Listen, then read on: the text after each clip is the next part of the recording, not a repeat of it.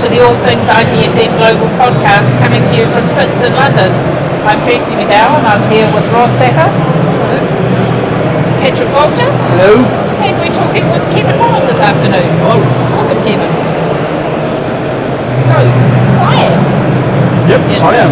What can I tell you about it? There's a lot of people out there who still don't really know what it's all about. Well, it stands for Service Integration and Management. That's the first thing to remember, which means it's about integration. What's the difference between service integration and management and service management? It's about management and integration. So what it's about is how to manage multiple suppliers when those multiple suppliers combine to deliver the combined service. If you look at traditionally what we've done in service management, we've been pretty good at managing that supplier, where they're discrete services.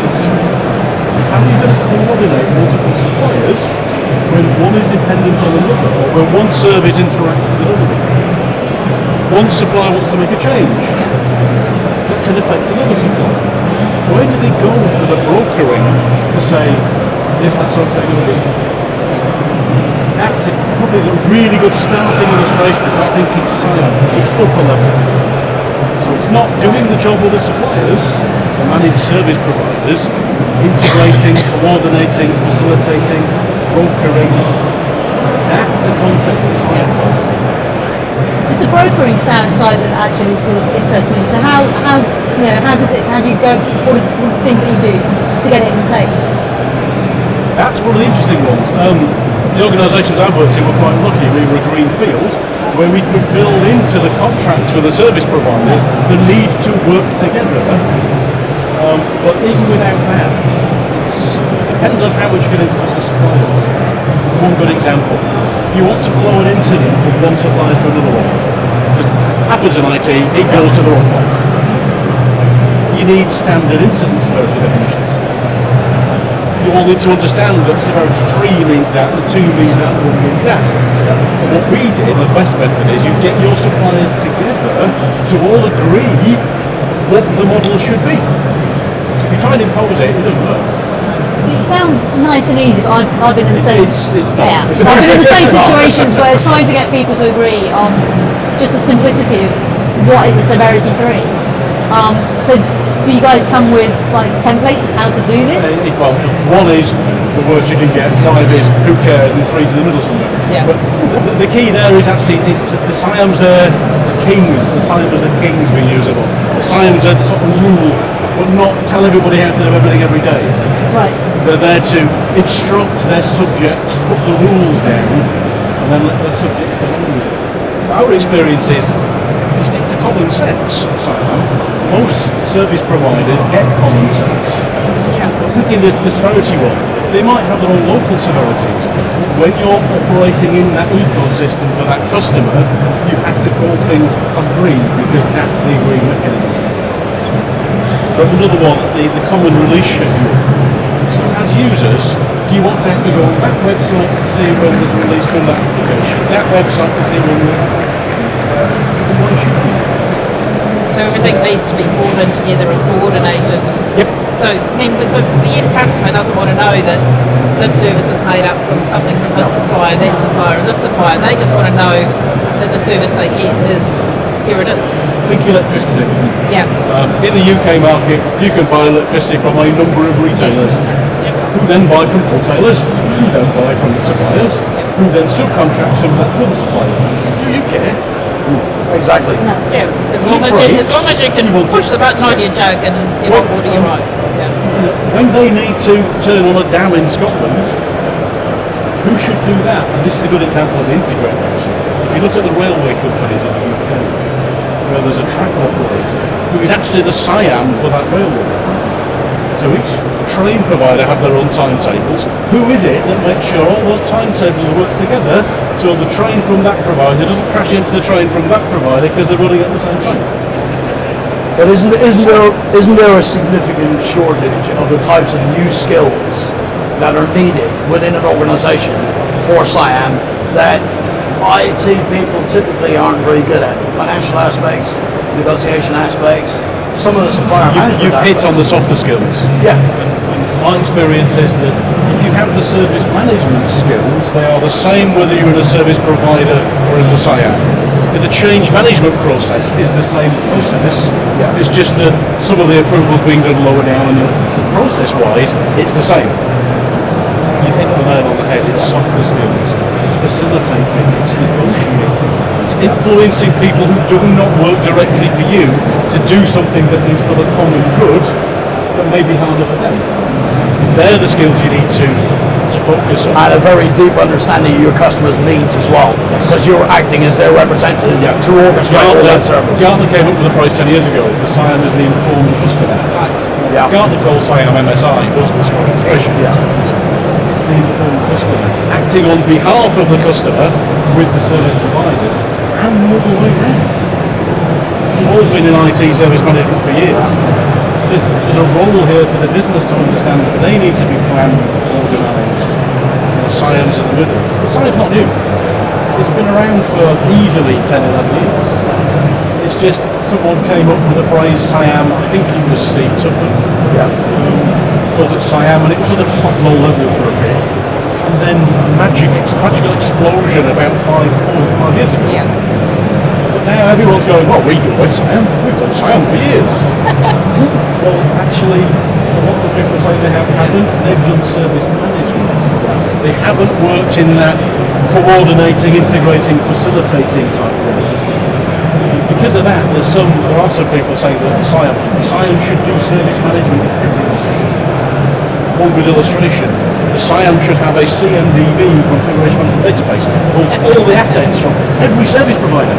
Right. Good luck managing that. Yeah, and my challenge is, why? Yeah. And the thing about SIAM is that the SIAM provider, whether it's insourced or outsourced, should only do what it needs to do to oil the wheels and make it all work.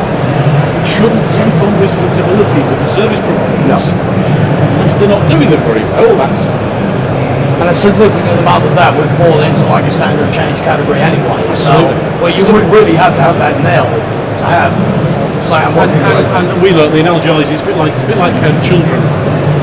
You start off a SIAM relationship, SIAM model. You don't trust anybody. You're the parents. So you wipe the baby's bottom, you feed them, you want to watch over them every minute of every day. You have to get away from that. You get into the toddler, where you let them play for a bit, tell them what the rules are, you keep an eye on them and keep checking where they are. Yeah. So worry about them. Every now and then you have to instruct them how to do things properly. And then the service providers become teenagers. I've seen this. Yeah. They rebel. I see where this is Listen, going. we don't need you anymore. We can do all this by ourselves. Exactly right. We're stopping out all night. And then you get to the young adult one. There's respect now. Yeah. There's relationship. You can have a good conversation. You still feel a bit of parenthood towards them. That's the good place to be. And then you end up the complete maturity where the supplier sends you a Christmas card, and if you're lucky, says, "I'm in your part of the world this weekend. I'll just pop in for a cup of coffee." Or they get you to look after the next generation. Or they put you in a home. That is actually the secret for SIAM is aiming for that maturity, aiming for that level where the SIAM does as little as possible to grease the wheels, where you trust the service providers, understanding that from day one everybody needs help. Yes. One of the mechanisms that I've used successfully is, I mentioned earlier, you get the suppliers to develop ways of working. If you want a capacity management model, so who is it that takes the business forecast, provides that to the service providers? The SIAM does. The guys in the middle. What format do you want? Because as a SIAM, you don't want to have to give it in that format to you and that format to you. So in an ideal world, it should be going forward. But instead of the SIAM saying, I'm the king, you'll have it like that, what you do is create a working party, everybody involved, but the SIAM was the facilitator. The outcome is that it works best for everybody. So you get the anoraks in capacity management in the room together, and they'll all talk capacity management. And they'll actually form their own little special interest group, get to know each other. And it's all about people, relationships, human nature, creating the environment that it's as if it's one organisation whereas commercially it isn't. That's the secret of the sign. I mean, you say it's common sense, but why has it taken so long to get people to understand that it's common sense? Is it just creating jobs for the boys, or has it just been a process of It's quite challenging because evolution? I've been doing this for 11 years in our organisation, and we don't think it's new. What's new is the concept of moving away from monolithic single contracts into a multiple supplier framework. But even then, that's not new, is it? That's not new, but until very recently, the tools and techniques for doing this weren't written down. Now they are And as now. well as that, as we progress and going forward, you have kind of managed service providers. A lot of what you're doing delivered by cloud, it has now become a necessity to Yeah. actually get a handle on it. Cloud is new nuance because you can't tell cloud providers what to do. No. Who has to cope with that variation? The sound. Yes. Now, I've now written the white papers on this, and they're not the gospel. There's example ways of working, ways that I know work because I've seen it work in a Yeah. particular environment. But that didn't exist before.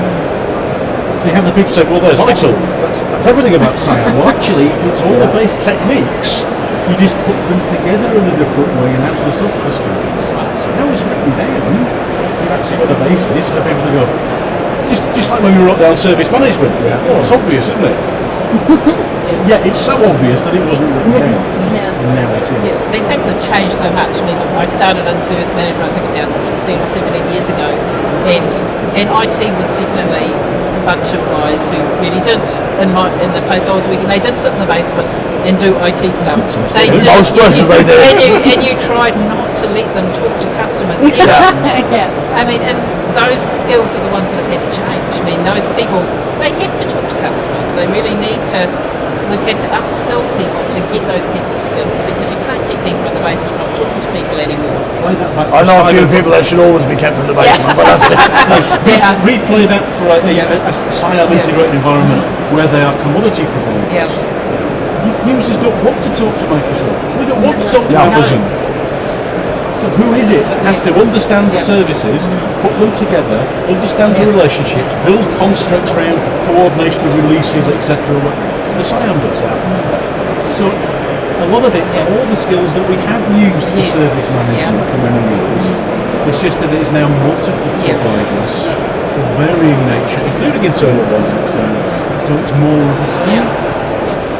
Makes sense? No, it does. And those soft skills have just become so much more important in the OT environment than they used to be. I think with SIAM is anybody embarking on that sort of we're going to do SIAM. It doesn't come in a box, just like service management doesn't. You can't just put. I want the tool to do it. You can't just plug it in. It's like any business change. It's a business. And moving to that kind of model is a business change. Yes. It's understand the particular characteristics of the business, understand the different tools and techniques, get skilled advice to put it together. But just like service management, make a start, do something. I need to read some of your papers because I'm going back to New Zealand and starting with a new customer on Monday, and that's definitely the direction that I need to be taking them in. So I need to go back and read some of your I papers. mean, I wrote them to offer back because it became time to write it up, and it's not the only way. No. And you talk to some of the commercial SIAM providers, and there's a lot more that isn't written up in my white papers on the commercial aspects of standing up a service and brokering it and the cost of the charge. The basic principle, coordination, facilitation, rules, policies, standards, templates. That's what it's all about.